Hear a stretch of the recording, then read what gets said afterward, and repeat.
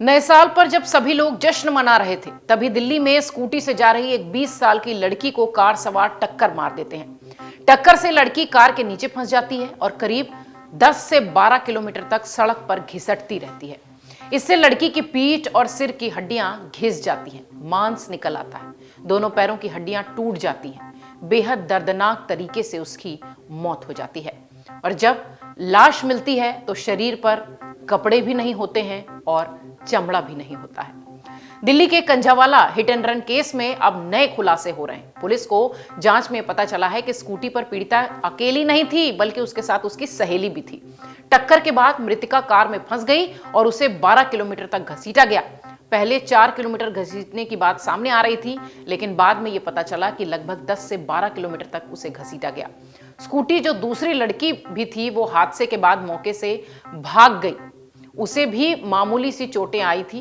Police ने उसका बयान दर्ज करने की बात कही है। पुलिस ने यह खुलासा रोहिणी इलाके के एक होटल के सामने लगे सीसीटीवी फुटेज के आधार पर किया है। इसमें मृतका अपनी सहेली के साथ बातचीत करती हुई दिख रही है। इसके बाद दोनों स्कूटी पर बैठकर निकल जाते हैं। इस बीच उस होटल के कर्मचारी ने बताया कि पीड़िता के साथ उसकी सहेली भी आई थी।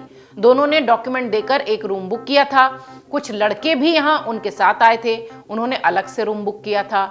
इसके बाद लड़कियों के रूम में वो गए और तकरीबन 5-7 मिनट बाद वो बाहर निकल आए।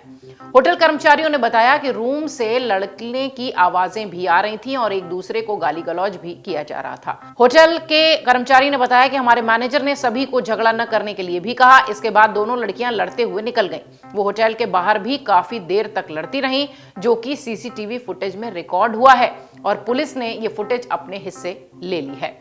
यह घटना कंझावाला इलाके में 31 दिसंबर की रात 2 बजे की है। कार सवार 5 युवकों ने 20 साल की एक युवती को टक्कर मार दी थी। हादसे के बाद युवक कार लेकर भाग निकले थे और लड़की कार के नीचे फंसी रही। पुलिस के मुताबिक उसकी मौके पर मौत हो गई थी। 5 युवकों को फिलहाल गिरफ्तार कर लिया गया है। इन सभी के ब्लड सैंपल की भी जांच हो रही है, जिससे पता चलेगा कि उन्होंने नशा किया था या नहीं। मृतका का अंतिम संस्कार भी होना है। कोर्ट ने सोमवार को 5 आरोपियों को मनोज मित्तल, दीपक खन्ना, अमित खन्ना, कृष्ण और मिथुन को 3 दिन के पुलिस रिमांड पर भेज दिया है। दिल्ली पुलिस के मुताबिक एक्सीडेंट के दौरान दीपक खन्ना ही कार ड्राइव कर रहा था। इनमें मनोज मित्तल भाजपा कार्यकर्ता बताया जा रहा है। कई सारी मीडिया रिपोर्ट्स में यह बात कही गई है।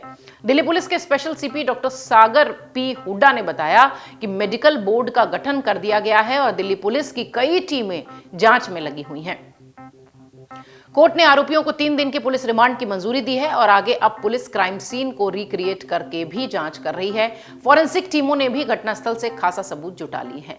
सीसीटीवी फुटेज और डिजिटल एविडेंस के आधार पर टाइमलाइन बनाई जा रही है। इसके लिए आरोपियों को क्राइम स्पॉट पर भी लाया जाएगा। पोस्टमार्टम रिपोर्ट के आधार पर आरोपियों के खिलाफ और धाराएं जोड़ी भी जाएंगी। युवती की dead body Maulana Azad medical college लाई गई थी, जहां पर उसका तकरीबन 1.5 घंटे तक पोस्टमार्टम हुआ।